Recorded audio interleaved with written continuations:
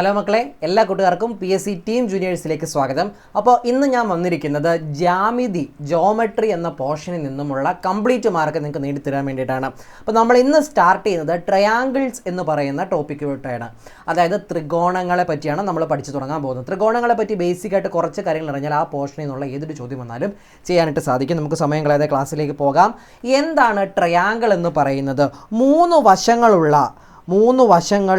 മൂന്ന് കോണുകളുള്ള ദ്വിമാന രൂപത്തെയാണ് ത്രികോണം എന്ന് പറയുന്നത്. മൂന്ന് വശങ്ങളുണ്ടാവും, മൂന്ന് കോണുണ്ടാവും. ഇപ്പോൾ ഇത് നോക്കുക, ABC ഇത് ഒരു ട്രയാങ്കിൾ ആണെന്ന് പറയുമെങ്കിൽ ABC AC എന്ന് പറയുന്നവയാണ് വശങ്ങൾ എന്ന് പറയുന്നത്. കോൺ എന്ന് പറഞ്ഞാൽ ഇംഗ്ലീഷിൽ ആംഗിൾ എന്ന് പറയും. ഇത് ഒന്നാമത്തെ ആംഗിൾ, ഇത് രണ്ടാമത്തെ ആംഗിൾ, ഇത് മൂന്നാമത്തെ ആംഗിൾ. ഇതിനെയാണ് ഈ മൂന്ന് കാര്യങ്ങളടങ്ങുന്ന ഒരു ദ്വിമാന രൂപത്തെയാണ്, 2 ഡയമെൻഷണൽ ഫിഗറിനെയാണ് ട്രയാങ്കിൾ എന്ന് പറയുന്നത്. ഇനി വികരണം വരയ്ക്കാൻ സാധിക്കാത്ത ദ്വിമാന രൂപമാണ് ത്രികോണം. വികരണം എന്നാൽ ഡയഗണൽ വരയ്ക്കാൻ സാധിക്കാത്ത ഒരു ദ്വിമാന രൂപമാണ് ത്രികോണം എന്ന് പറയുന്നത്. ഒരു ത്രികോണത്തിൻ്റെ മൂന്ന് കോണുകളുടെ കോണളവുകളുടെ തുക എന്നത് 180 ഡിഗ്രിയാണ്. മക്കളെ ഒന്നുമില്ല, ഇത് ആംഗിൾ 1 അല്ലേ, ഇത് ആംഗിൾ 2, ഇത് ആംഗിൾ 3. ഒരു ട്രയാങ്കിളിന് 3 കോണുകളാണ് ഉള്ളത്. ആ 3 കോണളവുകളും കൂട്ടിക്കഴിഞ്ഞാൽ എപ്പോഴും എത്രയായിരിക്കും? 180 ഡിഗ്രി ആയിരിക്കും. ഓക്കെ ആണല്ലോ. ഇനി ഒരു ത്രികോണത്തിലെ 3 വശങ്ങൾ തന്നാൽ ആ വശങ്ങളുടെ നീളം തന്നാൽ അതിൻ്റെ വിസ്തീർണം കണ്ടുപിടിക്കാനുള്ള ഫോർമുല എന്ന് പറയുന്നത് square root of S into S minus A into S minus B into S minus C. Square root of S into S minus A into S minus B into S minus C. അതായത് ഈ വശത്തിൻ്റെ നീളം A എന്ന് തന്നു, ഈ വശത്തിൻ്റെ നീളം B എന്ന് തന്നു. Okay ആണല്ലോ. ഈ വശത്തിൻ്റെ നീളം C എന്ന് തന്നു കഴിഞ്ഞാൽ ഇതിൻ്റെ വിസ്തീർണം കണ്ടുപിടിക്കാനുള്ള സൂത്രവാക്യമാണ് പറയുന്നത് S into S minus A into S minus B into S minus C എന്ന് പറയുന്നത്. ഇവിടെ S എന്താണ് നമുക്കറിയത്തില്ല, പുതിയ ആളല്ലേ. S എന്ന് പറയും Aയും Bയും Cയും കൂട്ടുക, എന്നിട്ട് അതിൻ്റെ പകുതി കാണുക. ഓക്കെ ആണല്ലോ. ഇത്രയുമാണ് ത്രികോണത്തിനെ പറ്റി ബേസിക് ആയിട്ട് അറിഞ്ഞിരിക്കേണ്ട കാര്യങ്ങൾ. ഇനി നമുക്ക് ഓരോ ചോദ്യങ്ങളിലേക്ക് വരാം. ആദ്യത്തെ ചോദ്യം എന്താ നോക്കുക. ഒരു മട്ട ത്രികോണത്തിൻ്റെ ഒരു കോൺ 40 ഡിഗ്രി ആയാൽ മറ്റ് 2 കോണുകൾ ഏതെല്ലാം? മക്കളെ, ഇവിടെ നിങ്ങൾ അറിയേണ്ടത് മട്ട ത്രികോണം എന്നാൽ എന്ത്? നിങ്ങൾ ഒരുപാട് കേട്ടിട്ടുണ്ട്. ഒരു ആംഗിള് 90 ഡിഗ്രി ആണെങ്കിൽ, ഒരു ത്രികോണത്തിൻ്റെ ഒരു കോണളവ് 90 ഡിഗ്രി ആണെങ്കിൽ അത്തരത്തിലുള്ള ത്രികോണത്തിനെ വിളിക്കുന്ന പേരാണെന്ത്? മട്ടത്രികോണം അഥവാ എന്തെന്ന് ഇംഗ്ലീഷിൽ പറയും? റൈറ്റ് ആംഗിൾ ട്രയാങ്കിൾ എന്ന് പറയും. Right angle triangle. ഓക്കെ ആണല്ലോ. അപ്പോൾ ഒരു മട്ടത്രികോണത്തിൻ്റെ ഒരു കോൺ 40 ആണ്. അങ്ങനെയാണെങ്കിൽ മറ്റേ കോൺ എത്ര? ഒരെണ്ണം 40 ഡിഗ്രി തന്നിട്ടുണ്ട്, മറ്റൊന്ന് 90 ആണെന്ന് ഓൾറെഡി വ്യക്തമാണ്. ഇനി അടുത്തതാണ് കണ്ടുപിടിക്കേണ്ടത്. നമുക്കറിയാം, ഇതിന് ഞാൻ എക്സ് എന്ന് വിളിച്ചു കഴിഞ്ഞാൽ X degree plus 40 degree plus 90 degree എന്ന് പറയുന്നത് എത്രയായിരിക്കും മക്കളെ? 180 ആയിരിക്കില്ലേടാ.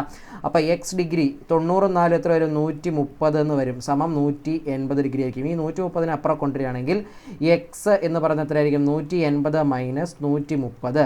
ഓക്കെ ആണോ? ക്ലിയർ ആണോ? എത്ര വരും? 50 ഡിഗ്രി എന്ന് വരും. ഓക്കെ ആണല്ലോ. അപ്പോൾ മറ്റ് 2 കോണുകളാണ് ചോദിച്ചിരിക്കുന്നത്. ഇതാണ് 40 ഡിഗ്രി ഒന്നാണെങ്കിൽ മറ്റൊന്ന് 90 ഡിഗ്രി ആയിരിക്കും.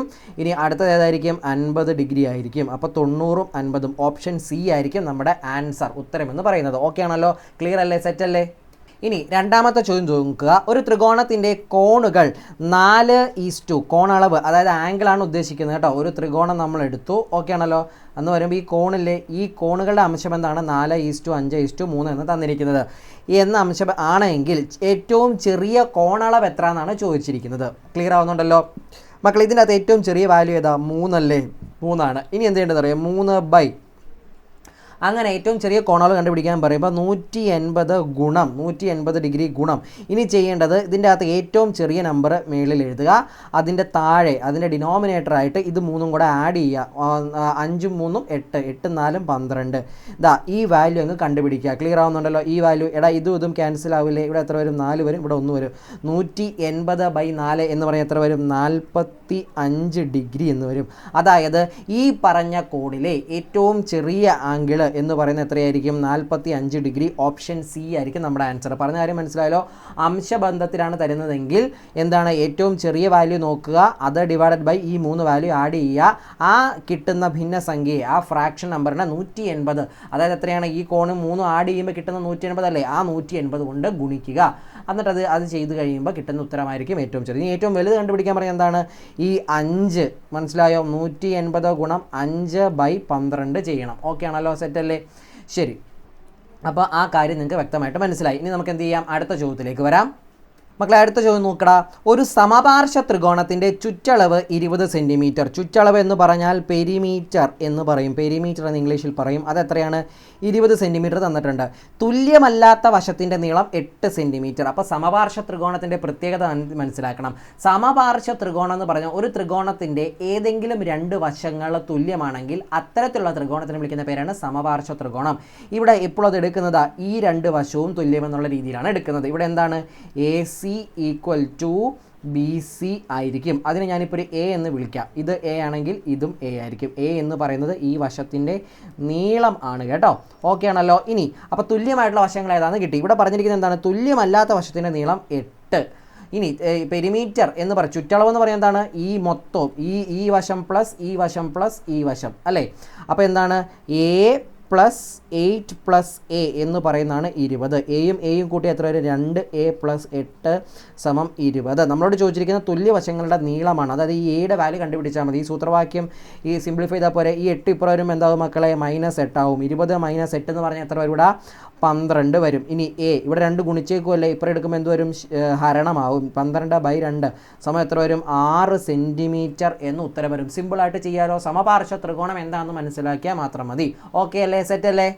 ഓക്കെ, അടുത്ത ചോദ്യം നോക്കുക. 4 സെൻറ്റിമീറ്റർ, 5 സെൻറ്റിമീറ്റർ, 3 സെൻറ്റിമീറ്റർ വശമുള്ള ഒരു ത്രികോണത്തിൻ്റെ വിസ്തീർണം എത്ര? ഇവിടെ ആ ത്രികോണത്തിനെ പറ്റി ഒന്നും പറഞ്ഞിട്ടില്ല. ആ ത്രികോണത്തിൻ്റെ 3 വശങ്ങളാണ് 4, 5, 3. അത് എന്ത് ത്രികോണമാണെന്നൊന്നും പറഞ്ഞിട്ടില്ല. നമുക്ക് എന്ത് കണ്ടുപിടിക്കണം? വിസ്തീർണം കണ്ടുപിടിക്കണം. ഇനി ഞാനൊരു കാര്യം പറയട്ടെ. ഒരു ത്രികോണത്തിൻ്റെ, ഏതൊരു ത്രികോണത്തിൻ്റെ ആയിക്കോട്ടെ, ഒരു ത്രികോണത്തിൻ്റെ വിസ്തീർണം കണ്ടുപിടിക്കാനുള്ള സൂത്രവാക്യം എന്ന് പറഞ്ഞാൽ ½ × B × H ആണ്. B എന്ന് പറഞ്ഞാൽ അതിൻ്റെ പാദത്തിൻ്റെ നീളം, ബേസ് എന്ന് പറയും. H എന്ന് പറഞ്ഞാൽ ഹൈറ്റ് ആണ്. അതായത് ഇതിൻ്റെ മൂന്നാമത്തെ വെർട്ടെക്സിലെ ഈ മൂന്നാമത് നിൽക്കുന്ന വെർട്ടെക്സിൽ നിന്നും പാദത്തിലേക്ക് ലംബമായി പെർപെൻഡിക്കുലറായി വരയ്ക്കുന്ന വരയുടെ ആ നീളം എന്തോ അതിനെയാണ് അതിൻ്റെ ഹൈറ്റ് എന്ന് പറയുന്നത്. ക്ലിയർ ആവുന്നുണ്ടല്ലോ? അങ്ങനെയാണെങ്കിൽ വിസ്തീർണം അഥവാ ഏരിയ എന്ന് പറഞ്ഞാൽ ½ BH ആണ്. ഇവിടെ നമുക്ക് ഈ 4, 5, 3 ഏതാണ് പാദം, ഏതാണ് ബാക്കിയുള്ള വശങ്ങളൊന്നും അറിയത്തില്ല. പക്ഷേ ഇവിടെ നിങ്ങളുടെ ഒരു കാര്യം, ഒരു ഐഡിയ ഞാനൊന്ന് വിളിച്ചു കൂടെ കൊണ്ടുവരികയാണ്. പൈതഗോറസ് തിയറം ആരുമായിട്ട് ബന്ധപ്പെട്ടതാണ്? മട്ടത്രികോണവുമായിട്ട് ബന്ധപ്പെട്ടതാണ് അല്ലേ? എന്താണ്? ഇതാണ് ഒരു പാദം എന്ന് വിചാരിക്കുക. ഇതെന്ന് പറയുന്നപ്പോൾ എന്തായിരിക്കും? ഈ ത്രികോണത്തിൻ്റെ ഹൈറ്റ് ആയിരിക്കും, അല്ലെങ്കിൽ അതിനെ ഓൾട്ടിറ്റ്യൂഡ് എന്ന് വിളിക്കാം. ഇതെന്തായിരിക്കും? ഹൈപ്പോട്ന്യൂസ് ആയിരിക്കും. നമുക്കറിയാം hypotenuse square is equal to base square plus altitude square. Base square plus altitude square. അപ്പോൾ ഒരു ത്രികോണത്തിൻ്റെ 3 വശങ്ങൾ തന്നിട്ട് 3 വശങ്ങൾ നമുക്ക് തന്നു. ഇനി ഒരു കാര്യം ശ്രദ്ധിക്കുക. ഒരു ത്രികോണത്തിൻ്റെ ഒരു മട്ടത്രികോണത്തിൻ്റെ ഏറ്റവും നീളം കൂടിയ വശമായിരിക്കും ഹൈപ്പോട്ന്യൂസ് എന്ന് പറയുന്നത്. ഏറ്റവും നീളം കൂടിയ വശമായിരിക്കും അതിന് ഹൈപ്പോട്ന്യൂസ് എന്ന് പറയുന്നത്. ഇനി ഒരു വസ്തുത ഞാൻ പറയട്ടെ. നമുക്ക് 3 അളവുകൾ തന്നു വിചാരിക്കാം, 3 നമ്പറുകൾ. ഒരു ത്രികോണത്തിൻ്റെ 3 സൈഡുകൾ തന്നു. അതൊരു മട്ടത്രികോണമാണോ എന്നറിയാൻ ഒരു സൂത്രമുണ്ട്. എങ്ങനെയാണെന്നറിയോ? ആ ത്രികോണത്തിലെ ഏറ്റവും വലിയ അക്കം നോക്കുക. ഏതാണ്? 5. ആ 5ൻ്റെ സ്ക്വയർ എന്ന് പറയുന്നത് ബാക്കി 2 നമ്പറുകളുടെ, ബാക്കി 2 വശങ്ങളുടെ സ്ക്വയർ, വർഗത്തിൻ്റെ തുക കണ്ടാൽ കിട്ടുമോ എന്ന് നോക്കിയാൽ മതി. 5 സ്ക്വയർ എന്ന് പറയുന്നത് 4 സ്ക്വയർ പ്ലസ് 3 സ്ക്വയർ ആണോ എന്ന് നോക്കിയാൽ മതി. ഇപ്പോൾ നമുക്ക് ഈക്വൽ ആണോ എന്ന് അറിയത്തില്ല, അതുകൊണ്ട് ഈക്വൽ ടു സൈൻ ഇടുന്നില്ല. ഓക്കെ ആണല്ലോ? 5ൻ്റെ സ്ക്വയർ എത്രയാണ് മക്കളെ? 25. 4ൻ്റെ സ്ക്വയർ എത്രയാണ്? 16. 3ൻ്റെ സ്ക്വയർ എത്രയാണ്? 9. 16, 9 എത്രയാണ്? 25. ഇവിടെയും 25 എന്ന് കിട്ടിയില്ലേ? അപ്പോൾ എന്ത് പറയാം? ഈക്വൽ ആണ്. അതിൻ്റെ അർത്ഥം എന്താണ്? ഇതൊരു മട്ടത്രികോണമാണ് എന്ന് വ്യക്തമായിട്ട് പറയാനായിട്ട് സാധിച്ചു അല്ലേ? ആ മട്ടത്രികോണത്തിൻ്റെ ഹൈപ്പോട്ന്യൂസ് 5 ആയിരിക്കും. ക്ലിയർ ആവുന്നുണ്ടല്ലോ? ഹൈപ്പോട്ന്യൂസ് 5 ആയിരിക്കും. ഇനി ബേസും ഓൾട്ടിറ്റ്യൂഡിന് നമുക്ക് ഇഷ്ടമുള്ളത് എടുക്കാം. ഇപ്പം ഞാൻ ഓൾട്ടിറ്റ്യൂഡിന് ഒരു 5 എന്നെടുത്തു, ബേസിന് ഓൾട്ടിറ്റ്യൂഡിന് 5 എന്നല്ലല്ലോ, ഓൾട്ടിറ്റ്യൂഡിനെ ഞാൻ എങ്ങനെ എടുക്കുന്നു? ഓൾട്ടിറ്റ്യൂഡിന് ഞാനൊരു 4 എന്നെടുത്തു. അങ്ങനെയാണെങ്കിൽ ബേസിന് എത്ര? ഒരു 3 എന്ന് വരും. ക്ലിയർ ആവുന്നുണ്ടല്ലോ? ½ ബി ഇൻറ്റു എച്ച് ആണ് നമ്മുടെ സൂത്രവാക്യം എന്ന് പറയുന്നത്. ഓക്കെ ആണല്ലോ. That is equal to half into B എന്ന് പറഞ്ഞാൽ ബേസ് 3 ഇൻറ്റു 4. അത് ഏത് വേണമെങ്കിലും എടുക്കാം കേട്ടോ. 4 3 തിരിച്ചെടുത്താലും കുഴപ്പമൊന്നുമില്ല. ഇതും വെട്ടിപ്പോവും. എത്ര വരും? ഇവിടെ 2 വരും. 3 ഇൻറ്റു 2 6 സെൻറ്റിമീറ്റർ സ്ക്വയർ എന്ന് വരും. ഇവിടെ 6 എന്ന് മാത്രമേ തന്നിട്ടുള്ളൂ. അതുകൊണ്ട് നമുക്ക് കൃത്യമായിട്ട് ഇത് പറയാം 6 നമ്മുടെ ഉത്തരം എന്ന് പറഞ്ഞു. ഇവിടെ 2-3 കാര്യങ്ങൾ പറഞ്ഞു. എന്തൊക്കെ പറഞ്ഞു? പൈതഗോറസ് തിയറം പറഞ്ഞു, ഒരു ത്രികോണത്തിൻ്റെ വിസ്തീർണം കണ്ടുപിടിക്കാനുള്ള സൂത്രവാക്യം പറഞ്ഞു. ഇനി 3 വശങ്ങൾ തന്നിട്ടുണ്ടെങ്കിൽ അത് ഒരു മട്ട ത്രികോണത്തിൻ്റെ വശങ്ങളാണോ അല്ലയോ എന്ന് പറയാൻ വേണ്ടിയിട്ട് നമ്മൾ പഠിച്ചു. ഓക്കെ അല്ലേടാ? സെറ്റല്ലേ? അടുത്ത ക്വസ്റ്റ്യൻ നോക്കിക്കേ. 12 മീറ്റർ നീളമുള്ള ഒരു സ്തംഭം, ഞാൻ ചുമ്മാ ഒന്ന് വരയ്ക്കുകയാണ്. 12 മീറ്റർ നീളമുള്ള ഒരു സ്തംഭം. ഈ ഒരു സ്തംഭത്തിന് എത്ര നീളമുണ്ട്? 12 മീറ്റർ നീളമുണ്ട്. അതിൻ്റെ അടിയിൽ നിന്ന് 5 മീറ്റർ അകലെയായി നിലത്തൊരു കുറ്റി അടിക്കുന്നു. 5 മീറ്റർ അകലെയായി നിലത്ത് ഞാൻ എന്തടിച്ചു? ഒരു കുറ്റി അടിച്ചു. 5 മീറ്റർ അകലത്തിൽ. ഓക്കെ ആണല്ലോ? ഇവിടെ ഒരു കുറ്റി അടിച്ചു. ഓക്കെ ആണല്ലോ? ഇനി അങ്ങനെയാണെങ്കിൽ ഈ സ്തംഭത്തിൻ്റെ മുകളിൽ നിന്നും കുറ്റിയുടെ മുകളിലേക്ക് ഒരു കമ്പി കെട്ടണമെങ്കിൽ, അതായത് ഇവിടെ നിന്ന് ഇങ്ങനെ ഒരു കമ്പി വലിച്ച് കെട്ടുവാണെങ്കിൽ ഇങ്ങനെ വരത്തില്ലേ? കമ്പി കെട്ടണമെങ്കിൽ ആ കമ്പിയുടെ നീളം എത്ര? എടാ നോക്കിക്കേ, ഇവിടെ ഒരു ത്രികോണം കിട്ടിയില്ലേ? എന്താണ്? മട്ട ത്രികോണം. ഇതെന്താണ്? പാദം. ഇതെന്താണ്? ഓൾട്ടിറ്റ്യൂഡ്. ഓക്കെ ആണോ? അപ്പോൾ ഇതെന്തായിരിക്കണം മക്കളെ? ഹൈപ്പോട്ന്യൂസ് അല്ലേ? നമ്മൾ പഠിച്ചിട്ടുണ്ട് hypotenuse square is equal to base square plus altitude square ആണ്. അപ്പോൾ നമുക്കിവിടെ എന്ത് എഴുതാൻ പറ്റും?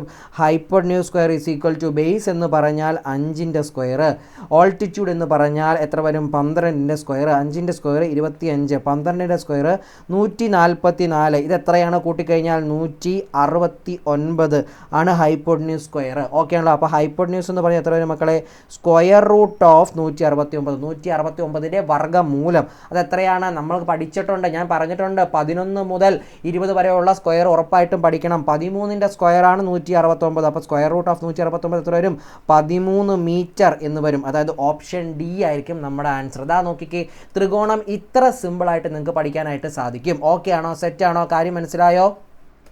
അപ്പം ഇതിൻ്റെ ബാക്കി അഡ്വാൻസ്ഡ് പ്രോബ്ലങ്ങളും മറ്റ് ജാമിതീയമായിട്ടുള്ള രൂപങ്ങളെ പറ്റിയും അടുത്ത ക്ലാസ്സിൽ ചർച്ച ചെയ്യാം. അപ്പോൾ ക്ലാസ് ഇഷ്ടപ്പെട്ടെങ്കിൽ ലൈക്ക് ചെയ്യുക, ഷെയർ ചെയ്യുക, കമൻറ്റ് ചെയ്യുക, ചാനൽ സബ്സ്ക്രൈബ് ചെയ്യുക. വീണ്ടും കാണാം. നിങ്ങൾക്ക് ക്ലാസ് മനസ്സിലാവുന്നുണ്ടെങ്കിൽ തീർച്ചയായിട്ടും നിങ്ങൾ കമൻറ്റ് ഇടണം കേട്ടോ. അപ്പോൾ നിങ്ങളുടെ റെസ്പോൺസിനനുസരിച്ചാണ് ഞാൻ ക്ലാസ്സിൻ്റെ ക്ലാരിറ്റി കൂട്ടുന്നതും അതിലുള്ള പഠന രീതികളും പഠിപ്പിക്കുന്ന രീതികളിലൊക്കെ പുതിയ ആശയങ്ങളും രീതികളും കൊണ്ടുവരുന്നത്. നിങ്ങൾ തീർച്ചയായിട്ടും കമൻറ്റ് ഇടണേ മക്കളെ, കാണുന്നുണ്ടെങ്കിൽ ഇടൂ വേണം. ഓക്കെ ശരി. അപ്പോൾ താങ്ക് യു.